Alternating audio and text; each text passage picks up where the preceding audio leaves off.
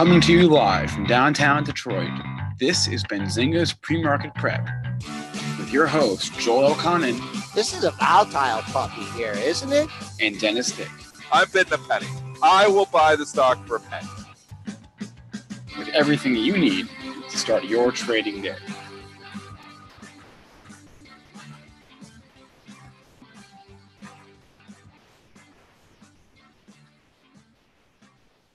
Good morning, traders and investors. Welcome to Friday's edition of Benzinga's Pre-Market Prep, brought to you by Benzinga Pro.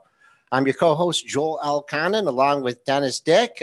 Unfortunately, Mr. Israel is out today, the passing of his grandmother. Our condolences to him and his family. On today's show, earnings. Also, Dennis and I are going to discuss divergence in the market, the good getting better and the worst getting worse.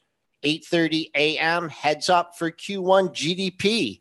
Also, we have Euro banks getting rocked and Sprint T-Mobile deal back on the table. At 8:35, we're going to be joined by Harlan Pion, and he's one of our favorite guests going back over many years. He's going to be talking to us about his technical setups in the market. Loud and clear. How we doing here this morning, Dennis? Trading ExxonMobil earnings. They just broke here right now and just shorted on the number at 81. I'm just trying to cover in here right now. I just got a lot of it covered. I actually ticked the low there a little bit, 79.23. I got a little piece there. It's trading the 79 handle though, so just trying to work out of an earnings trade. Okay. It looked like a miss. Give me the numbers, Joel. Okay, wait. So, I mean, I'm doing a lot of stuff here, buddy. Okay, so just give me the numbers. Give me they matter. You just shorted it. You just cared about price. That's all you did. It started going down. I hit it. I didn't even see the number yet. Okay.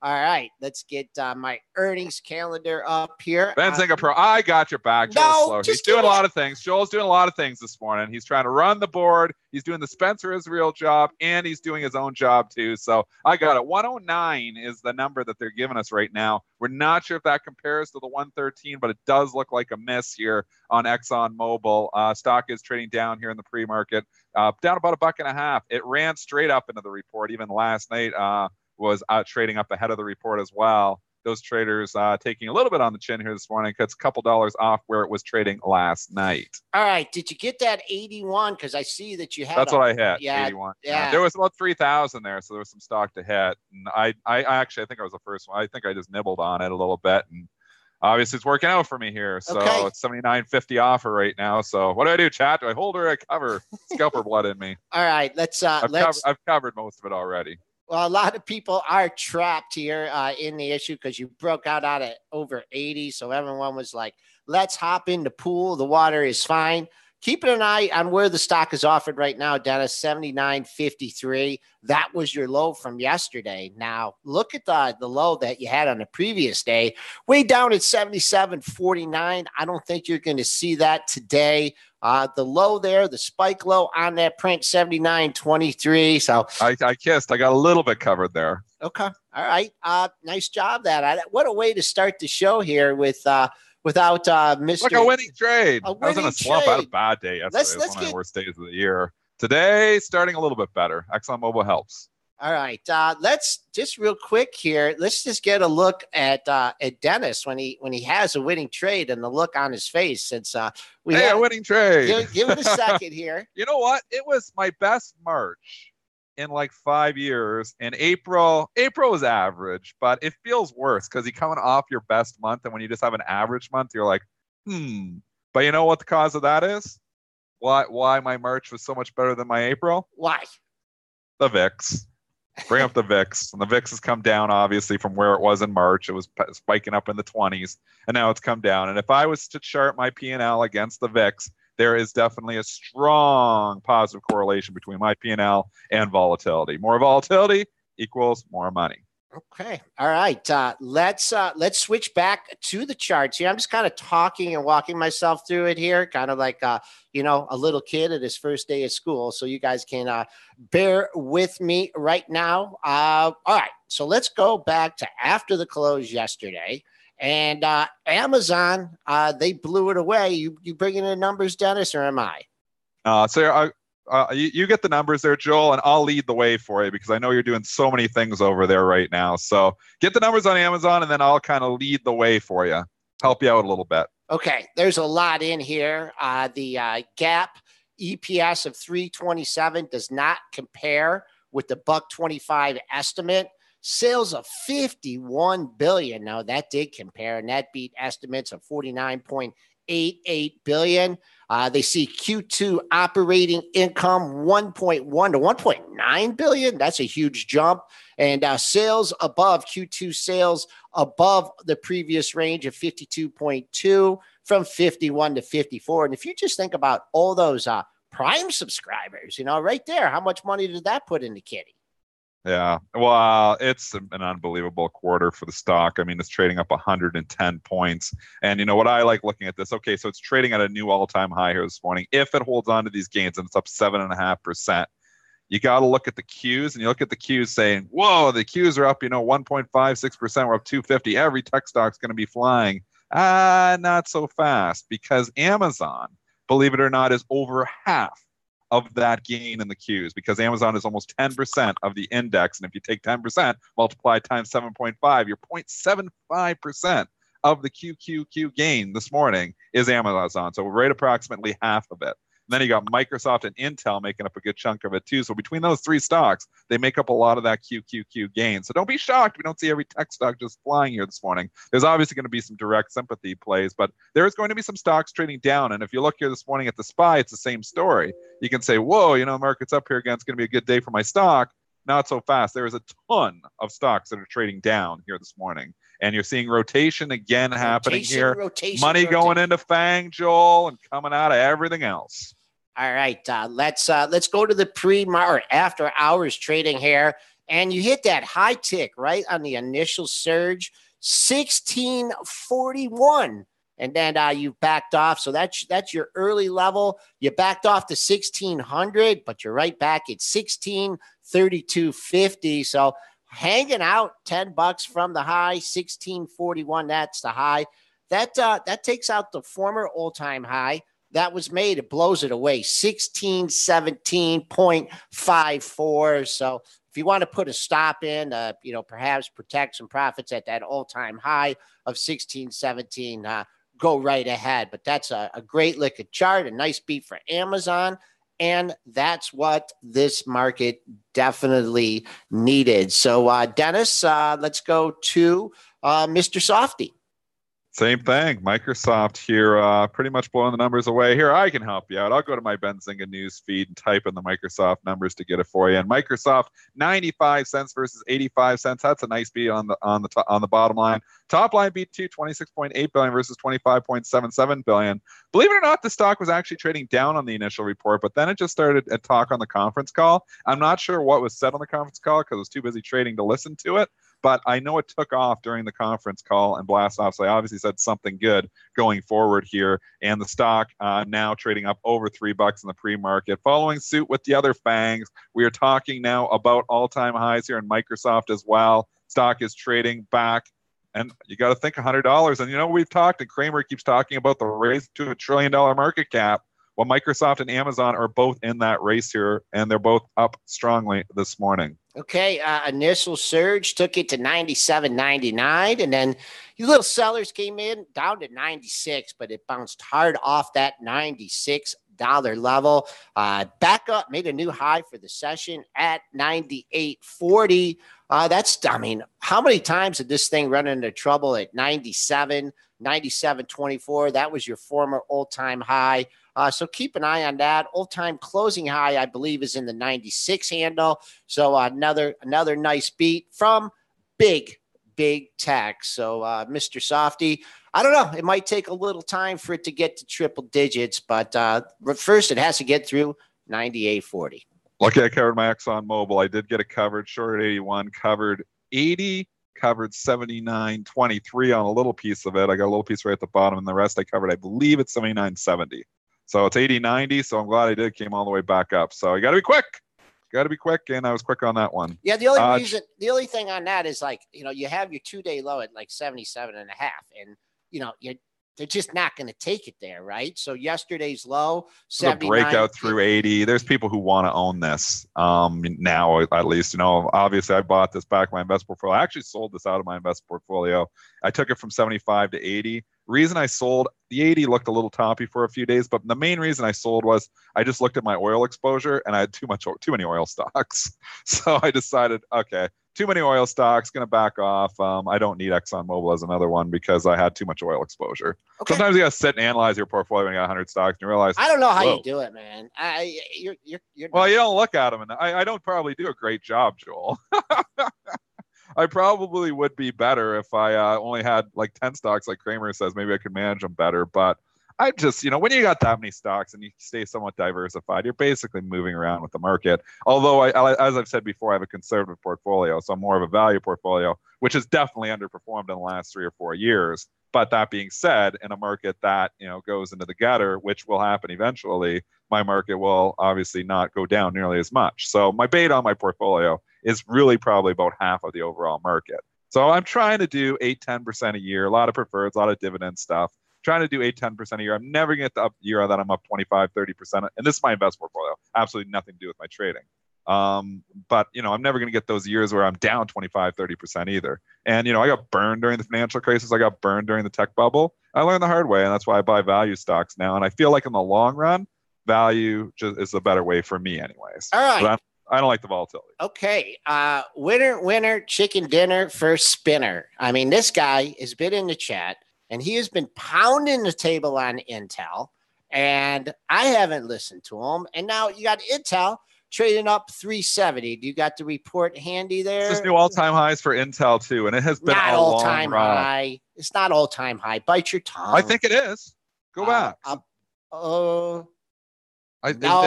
Go back to sleep. Where they said it on CNBC last night. So you're going to believe everything you hear on CNBC? I am now really in the year 2000. Was it $85 in the year 2000? Yes.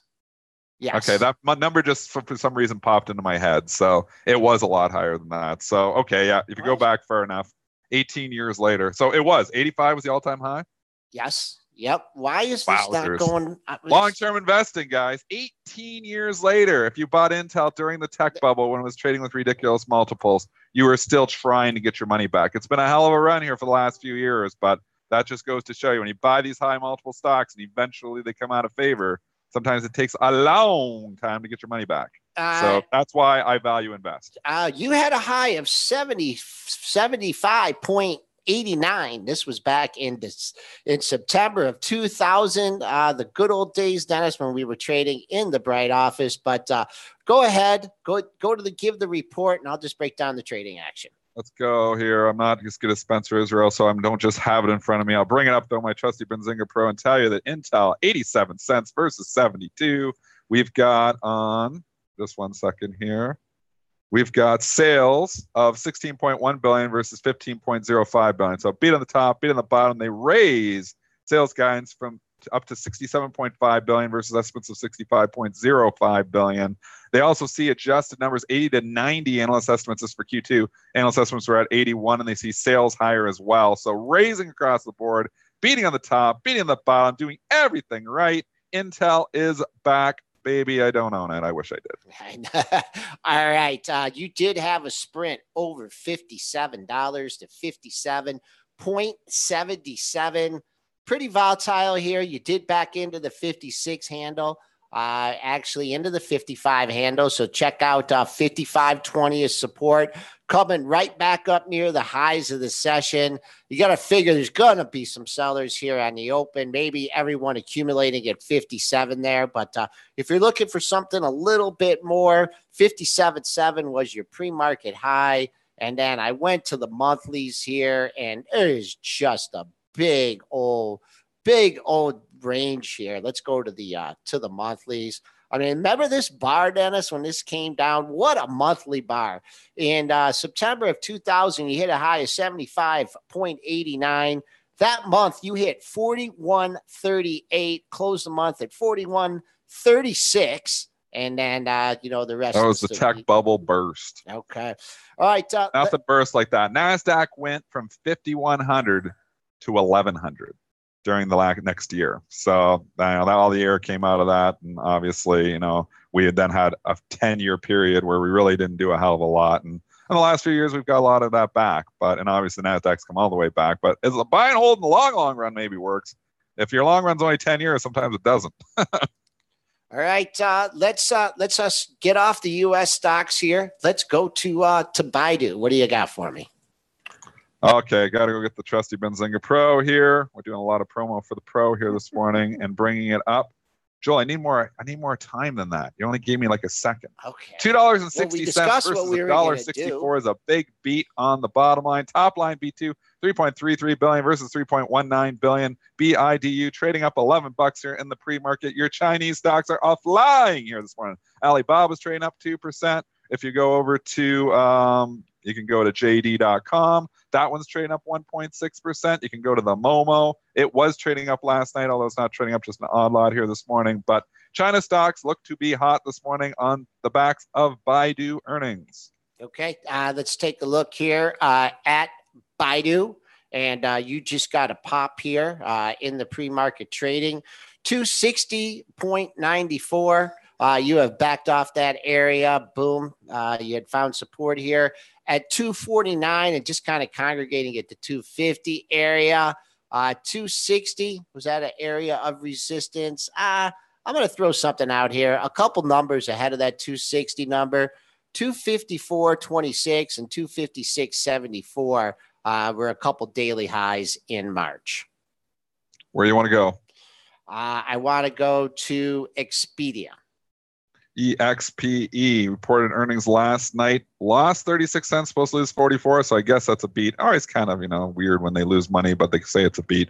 2.31 billion versus 2.44 billion estimates though. So they missed there. Expedia had been in the gutter, actually. If you compare it to a lot of these other ones, and we know last quarter it really got hit hard, going from $130 all the way down to $100 on the report. Not the case this time. Maybe it's just they didn't expect much from them. But it's up $10 here on, I guess, okay numbers, but they didn't seem that great to me. But if you compare it to like Booking, which is the old Priceline, BKNG, or you compare it to TripAdvisor, which Trip actually the last couple of days got hit, so I guess that doesn't apply anymore. But Expedia here has been a laggard in this sector for a while. Oh, don't you love Booking's best of breed, right? I've never used either. I know I go on Expedia. What do you do? What do you use? Lisa. You got the old, you call up your travel agent there? You do it the old school way? I do have a travel agent. I do. I mean, you want to keep... I've always used Travelocity. Who owns... But Travelocity is owned by one of them. So that's the one I always use. I don't know. I just got used to it. Okay. Who owns Travelocity? Yeah, Who owns... We just asked Google. This is why Google is so good. Who owns Travelocity?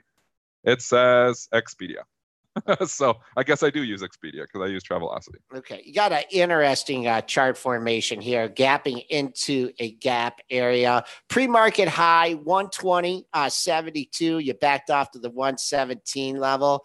You got air in here. Absolutely nothing but air. You had a big gap down. This must have been earnings report. So you need to get up to 122.31. It got kind of close. That would fill your gap here from February 8th. Not sure we're going to be doing that today. First things first, taking out the pre-market high at 120.72. And I don't know if I'm giving you enough heads up on this one, Dennis, but let's talk a little bit of coffee here. Let's go to Starbucks. Lisa gave me the hint with the coffee, so I just started typing SBUX when you said that. SBUX looks like adjusted numbers is in line, 53 versus 53. The gap, we had that gap versus non-gap numbers talked there the other day. 47 versus 53 if you're looking at it that way. The sales did beat 6.03 billion versus 5.93 billion, but not a great quarter here. Stock is trading down. It ran up ahead of the report yesterday. I mean, a lot of stocks were up yesterday. It's down. It's not getting killed, though. It's not even to yesterday's low here now. So we're trading 58.64 on the pre-market there. I would say, just give me my technical number if you give me a one number. And if it really goes into sell-off mode, it's 57.29. That's a low from 2 days ago. But it's on the comeback trail here. I think it's okay. I think Starbucks is somewhat out of the woods. I'm surprised this thing after hours. Oh, no, wait, that wasn't after hours. I see 60.17 and 60.18, but that was actually before the close. The stock has had a nice run up. This is not a real clean looking chart here. Down 74 cents. So when I look at a 15-minute chart like that, and I'm like, I can't figure out what happened, I'll go to the dailies here, and big old range from yesterday, 60, if in fact they can get this in rally mode. 60 was your high, 60.18 yesterday, 60.12. That was going back on another day, and then 60.07 right on the kisser. So that's your major resistance. You're trading red, and you're trading below yesterday's low. So you need to get right at yesterday's low. No, not quite. 57.85. That is a target on the downside. 2-day low, 57.29. It was kind of a hesitation run, but it did have a nice run into the report, filled the gap it had from, I believe, from its last earnings report. Let's talk Gordon Johnson, one of his stocks here that he's made some good calls on, and go to the solar sector. Good hand, Joel. Good hand, because that makes me go to First Solar. As soon as you said Gordon Johnson, I was like, he's going First Solar. So Spencer Israel has a hard job in the background trying to figure out where we're going, and we give him a little 2-3 second lead, and he's like, okay, where's he going? Because I got to bring that information up fast. But the pro is fast. We get it fast. 78 cents versus a 7-cent loss. It does not compare though. They're looking, it's all about the guidance going forward. They're looking at GAAP EPS of $1.50 to $1.90 for fiscal year 2018. They're looking at sales of $2.45 billion versus $2.65 billion. Versus $2.54 billion. The sales for this quarter did beat though, 567 versus 421. Well, the stock's just kind of hanging out. It actually got a little bit of a lift, and now it's starting to drift downwards there. First Solar is actually trading down 58 cents in the pre-market now. So been wild ahead of the report. It's kind of still a little bit wild here this morning. So let's see here. Since the report and also yesterday, 76.54. I believe that was your high on the dailies, right? No, yesterday's high was 75.63, 75.43. So that's your resistance for now. Also, maybe some people want out at the close of 75.08. That's always a good number to keep an eye on earnings day. Really important, though, on the downside, folks. 73.71. That was the low from yesterday. The problem is if it takes out that low from yesterday, you have some considerable downside. Your 2-day low is way down at 71.35. And I'm stalling here a little bit. Let's go to a stock that I've owned for a long time, and I should have sold it when it was in triple digits, but I never did.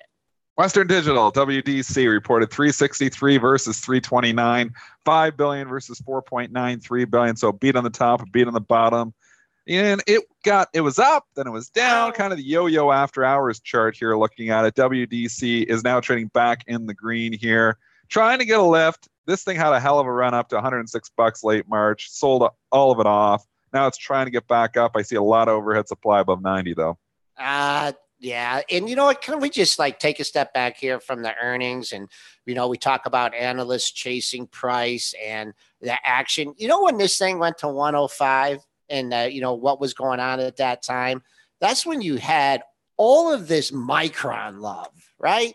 When Micron went to 60 and you got all super bullish thinking it was going to 100. Everybody was saying everybody's coming out with a $100 price target. It's like, I think it's going there too. Yeah, remember when you bought? I was wrong. Remember when you bought AMD off a CNBC statement? No, I got to stop listening to other people and just crunch the numbers and go back to my other, because my worst stocks, believe it or not, the worst ones in my portfolio right now are ones that I'm did the little media chase, the AMD and the Micron, following, what I'm, hearing there and looking at and jumping on the bandwagon. And I do better when I don't jump on the bandwagon, I usually take heat that way, but eventually those stocks turn, like my Procter and Gamble's that I bought at 68 and the ExxonMobil that I bought just, a couple months ago when everybody was hating it. I do better when everybody hates a stock. So I got to go back to that. Okay. Straight from that, in the last couple of purchases of my invest portfolio, and it's been a mistake. All right. Let's just look at the Western Digital here, trading up 81 cents, some yo-yo action in the pre-market. Dennis is just pointing out all those highs over $90, and the range of those highs go from 91.50 to 92.06. So, that's a pretty big range, but I think if you could tack on another, $3 and change, that'd be a good number to keep an eye on. You just hope if it goes into reverse, it needs to hold yesterday's low. at 86.54, your 2-day low, way down at 83.86 here. So one stock that's not doing so well that was supposed to get helped by some tariffs is giving a bad report and trading deeply in the red, Dennis. You got me on this one. Tariffs. Oh, X. Yes. I didn't even realize that X reported. Actually, I did, but it's so small. It's only one letter, so it's hiding on my sheet. So I just saw a little X and didn't even notice it there. X got hit here last night on the report. 37.70 is closed. It's trading down $2.20 here. I'll give you the numbers, and they're not good. U.S. Steel, well, actually, they weren't even that bad. 32 cents versus 29. 3.15 billion versus 3.15 billion was in line. Trying to look at guidance. It looks like there was something said here, so I'll just read you from the pro. United States Steel trading down 5.9% after the Q1 beat, but after the company announced it expects unfavorable EBITDA impact from operational challenges at Great Lakes Works. Okay. So commentary here, knocking it down. Stock down almost 6% here in the pre-market. U.S. Steel, not pretty this morning. 33.88. That was your after hours low. Moving around pretty good here. Currently trading at 36.59, which is still down $2.11. Looking at the dailies here at Stargazer. No, Stargazer, I did not. I just kind of got lazy and tired here. And when it just did all this consolidation around 35, I missed out on the low of the move. So, nope, I am no longer short that one. And maybe I wish I was today as it's trading in the red. Got a big old level on the downside. That pre-market low coincides 33.80. That was your low on March 29th. That coincides with your pre-market low. Also another low, if you take that out, recent low at 32.80. So you're trading down, but you're still a couple bucks away from really good support. If you do go into rally mode, you're only a buck to fill the gap at 36.38. So take note of that if we go into rally mode in X. And Dennis, go ahead. Let's move away from earnings. Can we move away from earnings? Okay. And you want to talk about Sprint? What? You got it. I want to talk Sprint T-Mobile. You're seeing big pops in both of these here. We're going to get Harlan Pion in 5 minutes, so we got to get this stuff in.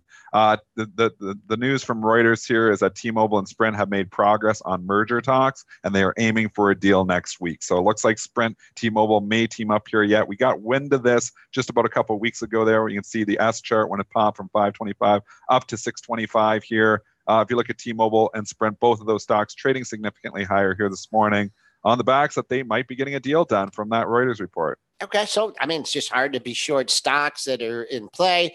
The acquirer, it's really been a mixed bag on Wall Street, what they do with the acquirer. T-Mobile looking a heck of a lot better than the AT&T or the Verizon. Let's just look. We are trading at 65.40 here in T-Mobile. I'm going to throw out whatever the pre-market trading did, and I'm going to just alert our traders that you have 5 highs within a 20-cent area. And that's from 65.50 to 65.78. You got all that resistance. You got a nice round number like 66 backing it up as well. 66.52 is your high for the year on January 9th. So when I see 4 or 5 tops in one area and it started the day at 64.62, got to figure those sellers will be there again. Looking at Sprint here, I always like to see the initial spike. The initial spike when that news took the issue to 641. Let's see if the street has an inkling where the price could be for this. I took it out this time. 654. Someone seems to think that's the price. Holding out at 642. So I don't think you're getting a huge premium here from these prices now. This started talks, and this talks were back when the stock was $5. This could be one of those disappointing ones where the thing gets taken over, like potentially even under where the current price is trading. I don't know if that's going to happen, but I don't think you're seeing $8-9 here. I think you're dreaming. I think if it does get a deal done, I think it's probably in this range. Okay. Let me just switch gears here before we go to imbalances. And Stargazer is alerting me that GDP came out. And let me see. And we also got Chevron out, man. We are just here in a fast market. Let me make sure. Let's see. Chevron going the opposite direction to ExxonMobil here. I'll go grab the Chevron numbers for you right now. Let me give the GDP. They're the GDP numbers. Yep. Q1, 2.30% versus 2% estimate. The 2% estimate. So that's a good number. Prior was 2.90. Not moving the market, Dennis. You didn't even have to get off for that number. That was the plan. I know. I forgot about it, actually. So thankfully it didn't move. I could have got run over with some of my orders that are sitting out there, picked off. So anyway, Chevron numbers $1.90 versus $1.49. So this is a beat. Stock is trading up $1.78 here right now. Exxon has turned back red. It went red, then it went green. Now it's back red, so it's down 2% right now. But Chevron going the opposite direction, trading up. If we go look at book pressure, I like to look at the book. And I will bring that up here when I find my book, CVX, and we'll see if there's any orders in there that are looking sizable that could end up being roadblocks. Well, 126 has 20,000. Actually, there's a 24,000 at 125 there as well. So that's also interesting there. Just looking here, 127.50, 35,000, 128, 70,000. 129, and then, and 130 gets a little bit too far for the book. So I'd say anything above 127, you start to get really tough sledding here. That's where it looks like it's trying to push here right now. I mean, it can do some volume, but it starts to thicken up once you get above 127. Yeah, this is kind of a weird chart here because you came down very, very hard off the 133.85 level. That was your yearly high. Sellers had just been bunching up over the last week and a half or so at 125 area. I see 3 highs in that area. So if it comes back to 125, it's only a buck away. That would, take you into old resistance, new support in order to fill the gap from yesterday, 124.30. But in all honesty, one high at 125.82, and then just look at your daily highs here. So trading up $1.78. We'll see how it opens. I don't know if you're going to be able to open, maybe there's so many sellers come in at 125, they'll jam the open at 125 and just take it straight up. But it's a pretty good number though. So just beware, if you're shorting into a strong number, but we've seen stocks sell off on strong numbers before. So depends on, I guess, how confident you feel. Okay. So we have the chart up here. And I am going to go. We're going to try and bring Harlan in on the fly. Harlan Pion. You think this is been a while? You think this is possible? Let's do it, Joel. You're getting good. You're running the boards. You got the news going. You look professional too. I mean, you look there. We can see the team there in the background. You got the Final Four shirt on. Can you do it? Can he bring Harlan Pion in here live? Okay. We are trying hard here, folks, without Spencer Israel. It's hard without our producer. Man, Spencer, we miss you. I don't know. I'm kind of getting. Joel's doing a pretty good job. I'm kind of getting used to it. I don't know. Let's see here. All right. Spinner talking retailer is just why you try to figure out how to bring a Harlan Pion live. Spinner's just talking about Macy's, and man, Macy's has been on a run. And you're right, Spinner. A lot of these retailers have been sneaking back here to highs. I mean, some of them haven't. You look at the they're still in the under. But a stock like Macy's, that's really come back a long ways, and it broke out again yesterday. All right. I did. Hopefully, I'm dialing the right number here. Good morning. You got him. It's Harlan Pion. He's not lying. He's Harlan Pion. How's it going, buddy? Hey, how are you guys? Been a while. How you doing? Yeah, it has. Yeah, how's it been going? Just buying support, selling resistance, and enjoying life. I'm up in the north woods. I'm up in the north woods of Wisconsin, and we still have snow on the lakes up here. You want to know? Or ice on the lake. Yeah, and I was at my cottage there in Midland, Ontario, and still I can look out and there's ice on the bay. It's about 2/3 ice. So there's no boating out there yet, not in this area. I still have some piles of snow. We have like 65 degrees yesterday, but some of the snow piles that were so high, they're still trying to survive there. Crazy. Oh, I know. We literally got hit with 3 feet of snow in 24 hours. Was that the one insane. From a week and a half ago? Yep. Yep. That was the dumping that got up here too. I was actually, luckily I was still down in Windsor, Detroit. It was just rain down there, but wowzers, there's snow in the end of April. I've seen enough of it now. It's time for. Hey, what can you say? I'm up I'm up in the frozen tundra of Green Bay area. So it's living up to its name. Yeah, you missed it when I didn't have the screen on. When the phone call went through, I gave the old victory sign because working the show without Spencer here today. But we are so glad to have you on. You're really from the Chicago area, though, correct? What are you doing up there? Thereabouts. Yeah, in a past life. Did you move up to? Yeah, Spencer ought to watch out because you're doing a really good job. I don't know. I think the guy is going to have to really step up to the plate when he gets back. Okay. All right. So let's talk charts here. And boy, oh boy. I mean, should we just throw in the towel and say we're not taking out the February lows and we're not taking out the all-time highs? The market just has to sit for a year. And we're going to be in a trading range. And what you have to do when you hit a trading range, you have to identify real good support and real good resistance. Do you want to go with that thesis, or do you want to say, oh no, we're taking out the February lows, or we're going to? I actually have one word to say to that. Amen, because that's about what it's looking like. It just reminds me of 2015. The bulk of 2015 on the S&P 500, you were back and forth for the better part of the year, buy support, sell resistance. And, that's been the trade. And we are in this monstrous trading range. You hear people saying, oh, the market's stopping and market's stopping. You always hear that every time you go into a cliff dive. And then, you know what? Dust settles 2-3 weeks later, we work back up higher. So, it's a market of stocks. And, that's where all the opportunities are going to be. Of course, you picked a great day to have me on because, you take a look at Amazon. What do you think I'm going to say when you look at a chart of Amazon? Dennis, I'll let you do it. Well, this one's a tough one now. It's not like it used to be, but it is breaking out to new all-time highs here, Harlan. So, I mean, every pullback there, the trend is still your friend overall. If you're looking longer term, it's been straight up. So I guess that trend remains your friend. But give me your thoughts here. It depends on your time frame, I guess. Oh, gosh. 3 days, you put on a little over 200 points. I mean, think about it. If you had 10 shares. Yeah, well, even if you had 10 shares, you're talking, what, a $2,000 gain? What's wrong with that? And then when you see these stocks gap up this much, after, what they've been doing, you got to at least sell some of your peanuts. Sell your peanuts while the circus is in town. You threw me the softball up the middle, and I missed it. I know, Dennis. Sell your peanuts while the circus is in town. That's what he was trying to get me to say. What about? Yeah, pretty much.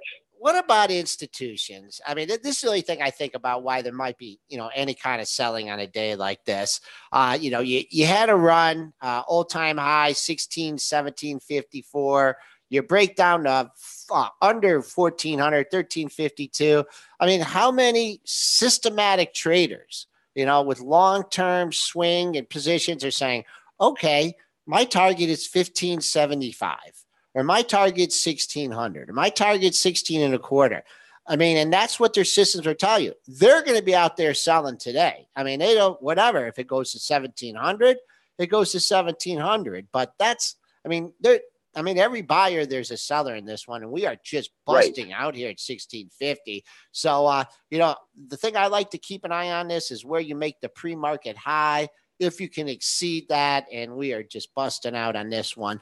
Instead of this one, we can take a look at. Is there anything that hasn't reported earnings yet? What are you eyeing, Harlan? Yeah, enough of these headline stocks. What's Harlan Pion? Well, buying? One observation. While we're on earnings, one observation. I mean, Amazon is Amazon. Amazon makes up 6-7% of the NASDAQ. And then when you throw in, the other FANGs, you're talking almost 50% of the index. So, it's a little different animal today. But, the observation I had while watching this morning, when all the pre-market action that you're showing is, you get these big gaps up, big reactionaries. And what do? In pre-market, they just drift after the first 2-3 minutes. They just drift and go nowhere. So, I mean, think about it. There was a lot of people, hey, it's 50-50 odds. It's sink or swim when you trade ahead of earnings. Because, what you don't know is, there's going to be a news-driven event, But what you don't know is what exactly is going to be the reaction. It's not the news, it's the reaction to the news that is either going to make you or break you if you trade ahead of earnings. You know, of course, if you're lucky enough and you're there and something and it pops like that, for me, I typically sell them. You know, hey, thank you very much. On to the next one, because, you know, it's like you said, Joel, what if we're in a trading range? What if we go in this big trading range? You know, you got to smoke them when you got them, and you got to, you know, get in, get out. And, you know, it's one of those types of, you know, climates. Because, you know, let's face it, I mean, it hasn't exactly been, you know, a nice, stable, steady, orderly, uptrending market, you know, since first of the year. So, you know, volatility is on the rise. Use it to your advantage. So sell strength and, you know, buy weakness at, you know, major support zones. So, I mean, that I think is the easiest name of the game without having to pull your, you know, the hair out of your head with all this volatility sometimes. You know, just because it's, you know, it's a two-way street. Let's face it. Volatility is a two-way street. It works for you. And you know what? It works against you too. So. Harlan, what charts are you eyeing up? Let's just throw a couple more and just, you know, I know you look at a lot of charts and you're looking at a lot of different setups there. What's on your radar here for, you know, the next couple days? Oh, gosh, there's a lot of chop and slap out there. I mean, if you look at all the, you know, like you mentioned earlier, Baidu, Baba, and all that, you go look at a 6-month daily chart, they're just wide loose and all over the place. Yeah, you know, versus a lot of tight, nice, tight, and orderly. I mean, I don't own any First Solar, but, you know, I've been watching it. I don't trade ahead of earnings. But when I looked at First Solar, I wonder if it's still doing it. Let me look here. Daily chart, 6-month time frame. You know, you see it. One could say it's a completed cup, and it's in a handle right in here. So, you know, you notice how when these issues, they break into a new high, and all of a sudden it's like, you know, it's almost as if they break into a new high out of a basing structure, get everybody all excited, and then after that excitement wears off, they trail right back down. So, you know, I mean, 2 days ago, you know, First Solar, you know, hey, it was looking pretty decent. Nice pullback off highs. You get the reactionary spike up, and then it pulls back off highs. I'm looking for these nice little bull channels like this, and I try to buy them closer to support. In this case, let's use the 50-day moving average. And, you know, those are better trades because support, you know, that defines, the closer you get to support, the better, because it defines your fluctuation risk versus chasing a stock and getting all excited. Let cool heads prevail, right? Dennis and I have kind of been lamenting. We've always have been value players, not really chasing the high, you know, the high flying, high PE stocks. And, you know, you can get your dividends and you can, you know, get certain action, but, you know, like tell us something good. We're both in Kraft Heinz here. Yeah. We both should have been out when it broke $60. This one I was at Dennis. I talked to you about writing a call or buying a put, and you gave your old anti-options rant. And so now I'm stuck in this one with you. And we thought 60 was going to hold. It didn't. We should have sold as soon as it didn't hold. We both stuck in our long-term investment portfolios, though. And me and Joel aren't allowed to look at our long-term investment portfolio, so that's our problem. So give us. I look at the chart that you got here, the chart that you have on the screen right now, I'm looking at it, I'm going, you know, just quick, what's the first thing that comes to mind when you look at it? You go, hey, here's a stock that's right. Exactly. Next, move on to the next one. It's that simple. You know, the trend is obviously not your friend if you're long. Obviously, if you're short, you know, it's working in your favor. But, you know, patterns, once you get good at chart pattern recognition, they just jump out at you. If you have to squint to see a pattern or a trend, you know what? It's not there.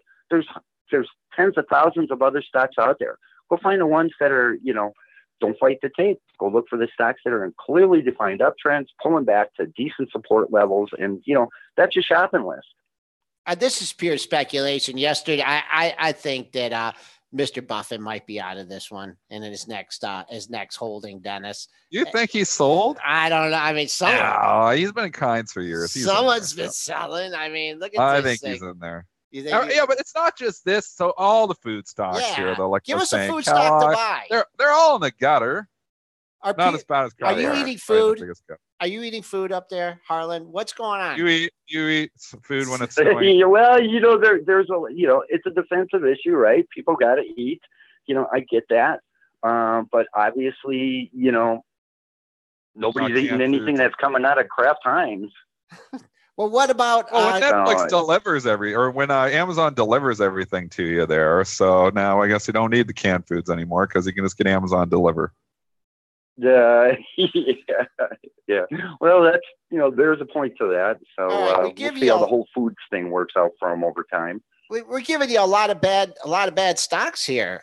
Could you give us something that looks good and something that we're looking at these? Is there anything that's pulled back that isn't a clearly defined uptrend and has pulled back, to trend, and you think that now might be the time to strike? Is there anything that fits that? Well, that's just it. It is kind of hard to find something decent in here over the last few days, that hasn't, 2-3 days and it's, literally goes vertical. So it's kind of hard to pick that off. Like, did you buy the Facebook pullback? Did you buy the Facebook pullback when I had all that bad news going? I looked at the chart of Facebook and, big long-term chart. And I'm like going, we had that, cliff dive off of the face of a cliff. And then, it started staging its normal snapback rally. And when you look at all that overhead supply that was sitting there, I'm like, I would really love to short this thing at resistance, but, I'm not going to go selling short ahead of earnings, because I just don't like to trade ahead of earnings. All right. How about, because, you can see, hey, spinners helping us out. 167, it was an issue. Alibaba, come on. This is a Harlan Pion chart. To give us your setup here. See, this is kind of. I see what you're saying. I mean, just draw a line across, call it 165, 167. That's support. But then when you look at overall, since let's just say since November, what do you notice? It's wide loose all over the place. So buy support, sell resistance, and it was nice. Beginning of April, it's sitting at support. In that 167 range. And what did it do? Ran up to the 50-day and said, thank you very much. I'm out of here. And, that was good for, just shy of 15 points, 15, 20 points. So, why do you need to be long-term? 100 shares, 15, 20 points is, $1,500, $2,000 in a couple of weeks. Do that once a month. And where are you at the end of the year? Do it 4 times a month. Where are you at the end of the year? So to me, it's just one of these wide and loose looking names that I tend to shy away from. What about a Square? One name that. What about a Square? SQ is in a clearly defined uptrend, and it's pulled up back, and we're almost 10 points from the highs, or over 10 points off the highs. Actually, not this morning with it up at 48.15, but it's come off significantly from where it was. Is this one that you kind of like, SQ, or what are your thoughts here? I've been watching this a lot, and there's decent support in the 42, 45 range, and it came down, hit some support, started to bounce. I have it on my watch list. I just have to get there. Any shorts? Any shorts out there, Harlan? So we're having none. Not one short. Huh? No, I don't have any. No. If you had to short, lately I am so index dependent, because you ever notice so much of this stuff out there is, a rising tide carries all ships, and everything is so index dependent. And for me, I like to trade in tandem with the indexes at support, as close to support as possible, which means, obviously I'm a pullback buyer to support, and I'm looking at all the indexes here. And I'm like, it's like what you said earlier, we're bouncing off of some support zones. Maybe we end up in a trading range, and, that's about what it looks like out there. So for me, the last 2-3 days, that was your optimum entry point in the face of weakness and fear out there that, Chicken Little, the sky is falling. You ever notice? It's kind of like a world of opposites. Every time you get into that mode where, Chicken Little, the sky is falling, 2-3 weeks later, you go, you know what? That was where I should have been buying. I should have been buying the fear, and I should be selling the strengths. When everybody loves it, maybe that's the time you got to get out. So, I'm very index dependent. I don't have a lot of positions in here. We did do a bunch of buying at the March, early April lows. like CRM and support. And then, as these stocks and the indexes started bouncing up to some resistance zones, I said, you know what, I'm out of here. And good thing, because, some of these names, have you seen when the monkey wants to flip a switch, you see how fast some of this stuff just, boom, it's down, things are down 2, 3, 4 points in a matter of minutes.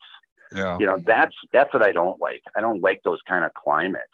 But I'm looking at all the indexes. I'm looking at the Dow, and, it's got some resistance coming up on 24,750. And, let's see what it does there. If it hits it and tightens up and then breaks through, I'd probably be looking at the Dow.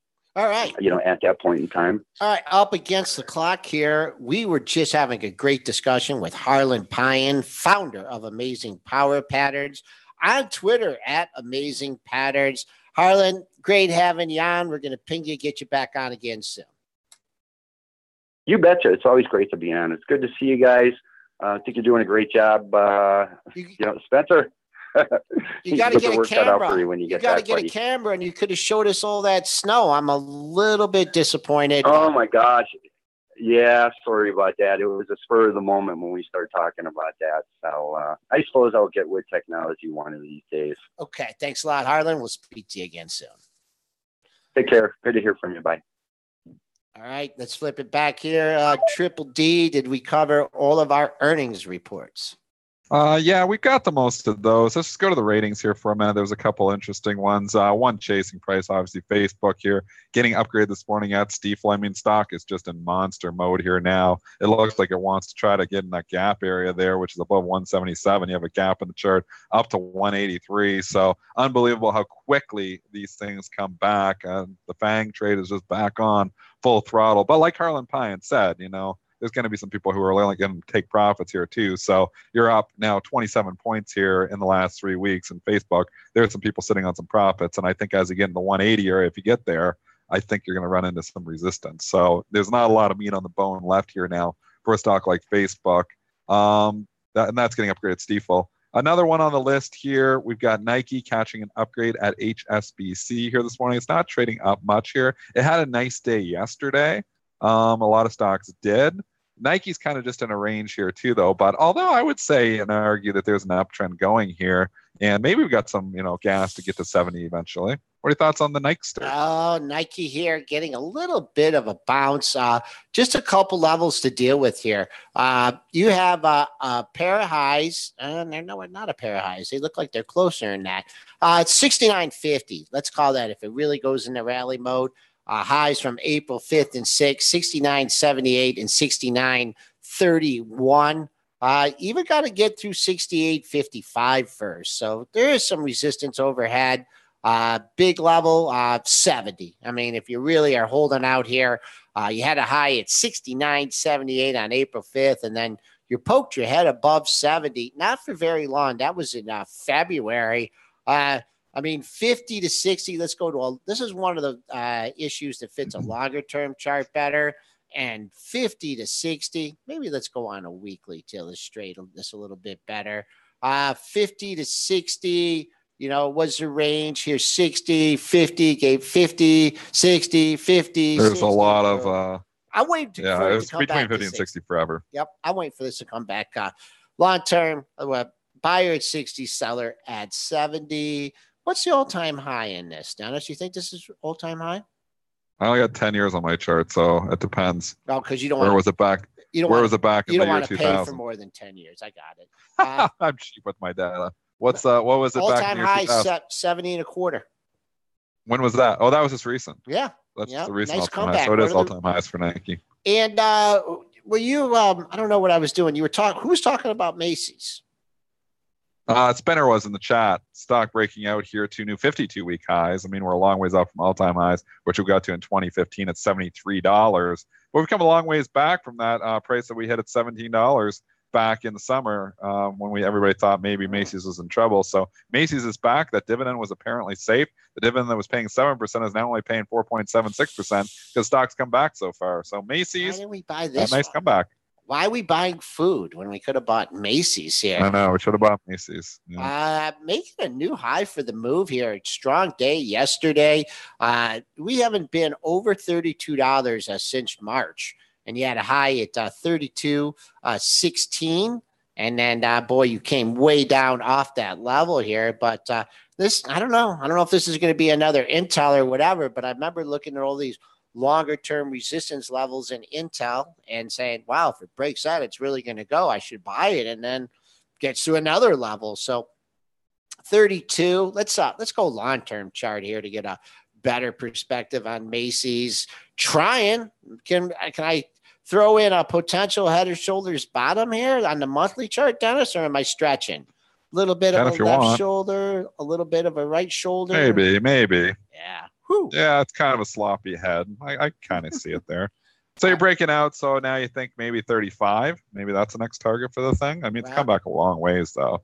So nice breakout over 30 though for your breakout traders. Okay, let's cover some Hershey downgrade to sell at Soc Gen here this morning, and that stock is trading down the pre-market. It's just been another food stock that has just been in a world of hurt here. If this starts breaking down, taking out the 92.06 low, Katie bar the door because then it's got more pain ahead. The pain train just not over for these food stocks. I think this could be mid 80s. 91.40. That was your low from yesterday. Still trading in 93 handle. I believe the earnings took it down. I mean, if you want to lean on something, your 3-day low was 91.92. Yesterday's low was 91.40. So if you're trying this for a swing trade, you know your exit. And then just one of note, Bristol Myers catching an upgrade at Bank of Montreal. They're not very influential, but they are upgrading BMY here this morning. And BMY is trying to turn. It's trying to turn right around that $50, $51 area. We talked about this yesterday. So I kind of like it on the pullbacks here. I mean, it takes out 50 and then it may have problems, but it's trying the last few days at least to form some type of a bottom.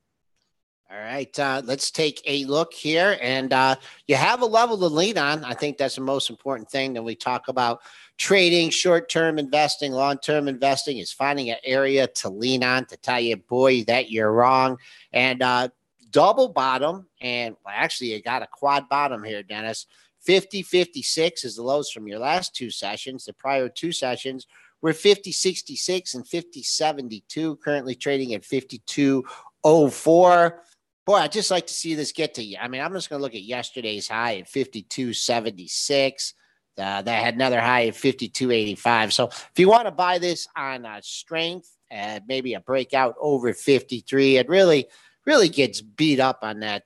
Any kind of, what is it, Keytruda, and is that the drug for Merck? And that's Merck's Keytruda. Yeah, and they're doing the competing drug. I can't remember what the name of the Bristol Myers drug is. It seems like whenever there's good data from Merck, then it's bad for Bristol Myers. And that's kind of what the catalyst was in the last couple of weeks anyways, why it's been selling off. One more stock to get in before we close up the show for the week.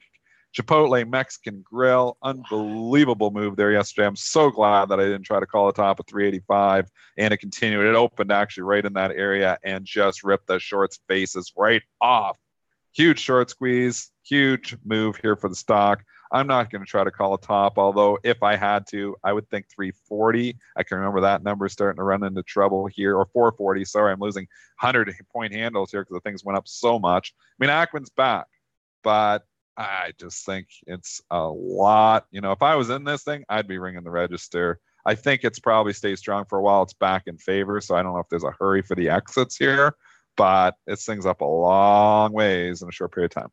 You would have had fun if you were in the chat yesterday because Aviator One was looking at this one. He likes to trade the wild childs, and he was looking for a scalp on a short side. And I just kind of like the conventional wisdom.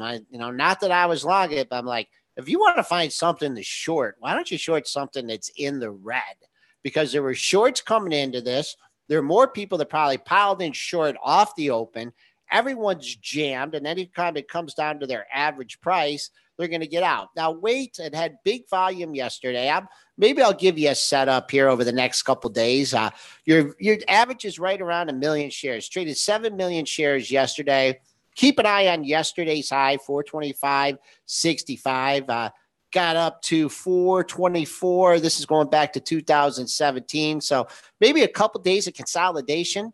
The volume dries up, and then it just, it will be a lack of a lack of buyers as opposed to a real downturn in the issue. But Dennis, so overall thoughts here. I just yes, want to finish with overall thoughts here too, because I will tell you on my screen, believe it or not, I would say almost half, maybe even more than half of my stocks in the pre-market are trading in the red. And you might say, why is that? It's because so much of today's gain is made up from earning stocks like Amazon, Microsoft, and Intel. They're making up the bulk of it. So you're going to have not a lot left of room for, like the SPY is trading up. If you look at the diamond, it's almost a better indicator. Okay. The DIA is flat here right now. And it has Microsoft and Intel in there. So you got to back those out. So if you back out Microsoft and Intel's gain, the Dow would actually be down. So you're going to have a lot of stocks like Boeing. Boeing's trading down $1.50 here this morning. You've got stocks probably like Caterpillar. The Caterpillar's in the red here this morning. You've got your financials. Most of your banks are trading in the red here this morning. The banks seemingly just cannot catch a bid. A lot of those banks are actually sitting near lows of the move. And, if you think about where we've come back in the market, the banks have not participated. I mean, Goldman Sachs made a new 52-week low, 2 days ago. And if you look at Morgan Stanley, it's the same story. It's right down, just hanging on this $52 area. It is ex-dividend today, Morgan Stanley. Just had a dividend of 25 cents there. But again, there's a lot of stocks here that are looking very weak, actually, this morning, which you would maybe be surprised if you just looked at the index. But that's why, because Amazon's making so much. And I just want to give our traders and investors a quick look here at the S&P futures. What a week it's been, Dennis. We started out in the 2680 handle. We went all the way down to 26.11 on Tuesday. Here we are back up near the highs of the week. It's like nothing ever happened. Let's take care of Thursday's high at 77.50. That hasn't been taken out yet. That's the target. And then you get to the high for the week and a couple interdays, stubborn interday highs in the 2683 area. Monday's high, though, 2688.50. So here we go. It was a tough week, but, if you held strong, actually Tuesday's high was 2688.50. So that's another bogey on the upside. All right, Dennis, we went 3 minutes over and we made it all the way through. I think that I need to go take a nap. This is really taking a lot out. A lot of hard work, Spencer. We now know how much we need you. So come back soon. Okay. Although we did a pretty good job. All right. And Joel did a pretty good job having that. I extra think. work. I had to go to the pro. I had to look up news numbers. A little bit. Let me just go to the calendar for any new listeners that we may have and working on the dock for next week. On Monday, Michael Pachter joins us, one of our top Wall Street analysts. Tuesday, Nick Shaheen will join us in the morning, perhaps give us some setups for the Apple trade. Big day on Wednesday, Dennis. Don't be late on Wednesday. We're going to have Mike Olson, the Piper Jaffray analyst, breaking down earnings. And then we're going to stay on a little bit later on Wednesday. We're going to talk to Gene Munster at 9:15, get his assessments of the earnings, maybe a little preview of Tesla coming up. Mark Chaikin shares his wisdom on Thursday. Also, Rod Casilli. And next Friday, I won't be here. I'll be at my niece's graduation in Bloomington, Indiana. But Steve Sears will be joining us, the former Barron's columnist. All right, folks, thanks for participating today. Hope the show ran smoothly. We'll be back with you on Monday morning.